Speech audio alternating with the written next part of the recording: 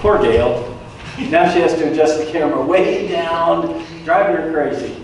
But that's okay. I just have to remember to do it. Yeah, well, that's what I'm here for. Gail, right now you're shooting my toes. Oh, no, it's before that, when you shoot over my head. But the last week you forgot to tell me to start it. Oh, well, I'll work on that. I'll do my best. Will you pray with me? Gracious and loving God, we come before you having heard from your holy word, having offered our songs of praise and lifted up our prayers. Now, O God, we seek to do a bold and dangerous thing, for we seek to interpret your word. Be with us, guide us, help us, and protect us, O God, that the words of my mouth and the meditations of all of our hearts together will be acceptable in your sight, for you are our rock and our Redeemer. Amen. So if we had been around the table still, the discussion starter question would be, how do you read the Bible? Aren't you glad we're not around the tables? Because I know from my own time in the pews, I would have had to go, what am I going to say? When I feel like I need to? When I find it? I'm not sure. So we read these scriptures like we heard from the second letter to Timothy. And I feel like I need to start unpacking there a little bit. Timothy is, of course, one of the apprentices and young pastors that Paul has lifted up and encouraged in ministry, right? Yes. Yeah. Nudge your neighbor, wake him up. I'm asking a question here. Come on. You know better. So Timothy is one of Paul's apprentices. And this is the second time Paul has written to him, which there might be more letters out there, right? We don't know that. That's the second time that it made it into the book. Now, those of you who have known me for a year or so, that's most of you, should be asking yourself, why did he say made it into the book?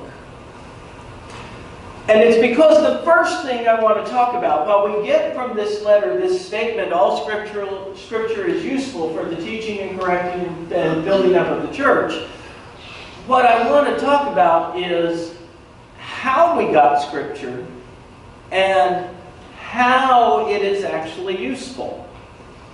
So first I want to talk about how we got Scripture. Some of you, this is a repeat lesson, but for others, it's valuable to sometimes repeat things. Sometimes I forget basic math. Trust me, I tried to do Ryan's homework this week, and I was like, oh my gosh, I need Angela, right now.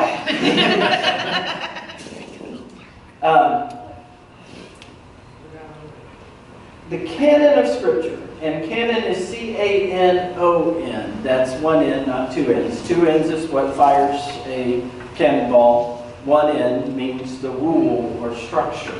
And the canon of Scripture was put together with a whole host of writings that a group of old men debated about, until they came up with a list of books that they thought were acceptable, consistent, and meaningful in terms of the story of God.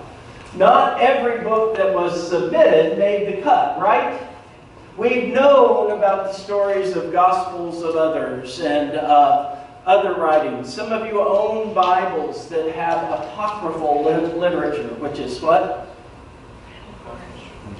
You didn't know you were getting a quiz today, did you? That's those Old Testament books at the end that didn't make the cut, but made one of the cuts, and so they decided, well, I'll just publish a different version. So the Bible in itself is this collection of accounts about the interactions between people and God. Now, I find that a little exciting, exhilarating, and dangerous. And maybe I'm the only one. But the idea that we have a collection of stories of how God interacted with people to give us a sense of how God interacts with us is a little exciting and a little scary and a whole lot dangerous. Dangerous? Yes, dangerous. Because now we give ourselves permission to assume that God is going to literally do the exact same thing with you that God did with Timothy or any of the other characters in the Scripture. Because after all, we were taught in early preschool Bible class, right? That God is the same now, today, forever, and always, right? So God is consistent. So of course God is going to act exactly the same. It doesn't matter that you're not exactly the same as Timothy, right? That's not a factor at all. Yes, it is.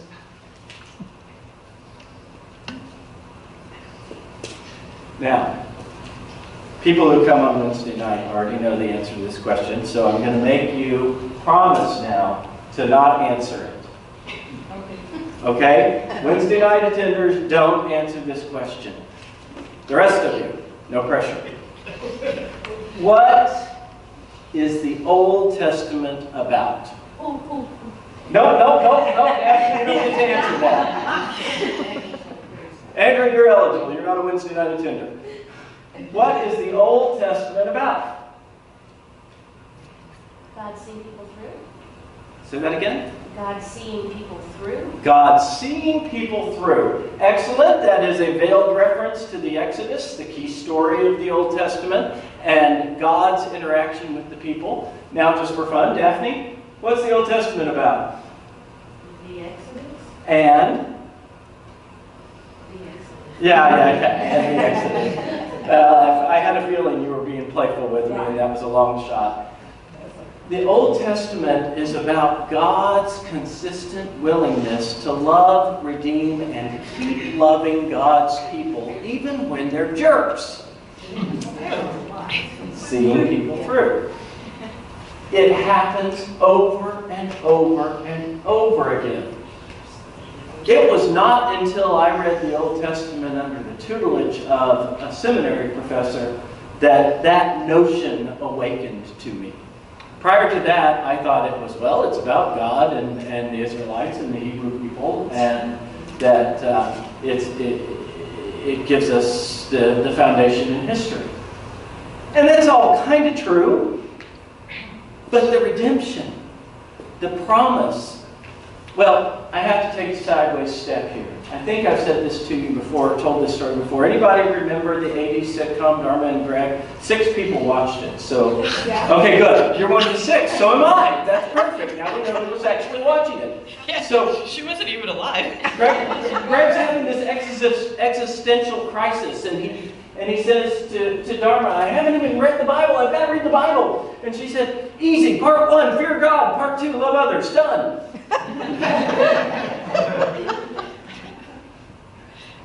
And I love that so much, it kind of became a core embedded theology for me. But the reality is, the Old Testament isn't about fearing God at all. It's about recognizing that no matter how badly you stray away from what God has said, God still loves you. I don't know if anybody else had it happen this week, but the news of Wayne, whom I've never met, hit me hard. And it's because of my deep South Southern Baptist evangelical friends' upbringing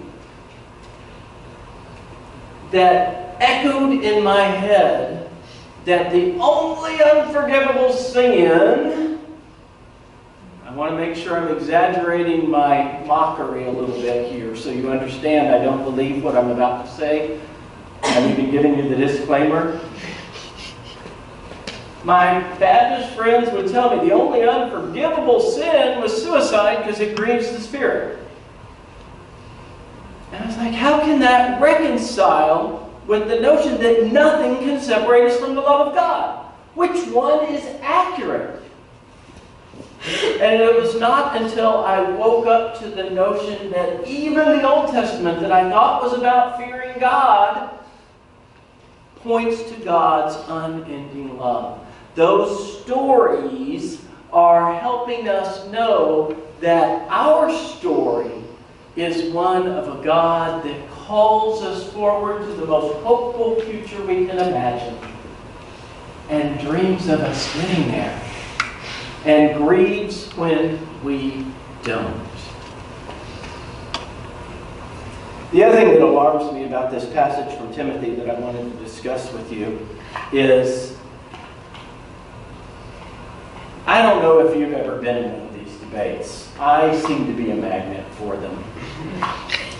Where a fundamentalist evangelical believer wants to throw one little teeny tiny piece of scripture at me and have me unpack all of what I believe about God around that piece of scripture. That probably doesn't happen to you, and you should thank God for that. But it does happen to me. The one that echoed in my mind all week is the one last year that I told you about when we were trying to enjoy the Naperville Heights concert, and instead I got earwigged by a guy that wanted to prove his theology for an hour and a half. I finally had to stop it by saying, I just can't reconcile why you're wearing cotton clothes and leather shoes. Oh, and by the way, that daughter of yours, when are you going to sell her? Because if you're going to abide by this Old Testament text that you're throwing at me, follow them all, doggone it. All Scripture is useful, but it has to be taken in the context of all Scripture. It's right there in the quote. All Scripture, not snippets of Scripture. When we pull out little Bible verses that we are tempted to use to bash over the heads of others, we are not honoring the spirit of what Paul is saying to his young apprentice. All Scripture is useful, but it's got to be taken in the whole context. And the whole context of the Bible is God really, really, really, really, really, really, really loves you and can't wait to spend eternity with you. Where I come from, that's a pretty good story.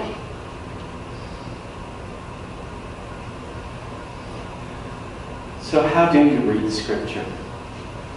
How do you study the Bible? First thing, Wednesday nighters should know this. Know that it repeats itself a lot. Don't try to read it like a novel. If you pick it up in Genesis and start reading, by the time you get into the history books, if you miraculously made it through Leviticus at all, you're going to be sunk. Because you'll be like, I already read this.